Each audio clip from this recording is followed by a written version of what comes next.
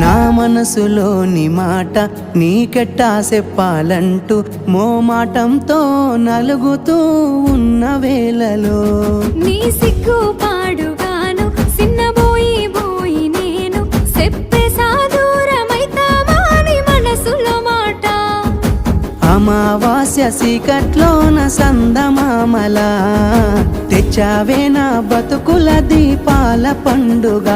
ఓడి అలిసిన నా గుండెకు గెలుపంటే నువ్వేగా ఆ సంబూరాన్నే రాయవోతే పల్లవి మన సంతోషాలే రాసెనే చరణాలవి నీకు కన్నీళ్ళెందుకే ఓ పిల్ల పల్లవి ఈ లచ్చు అయ్య గుండెలు పిరున్నది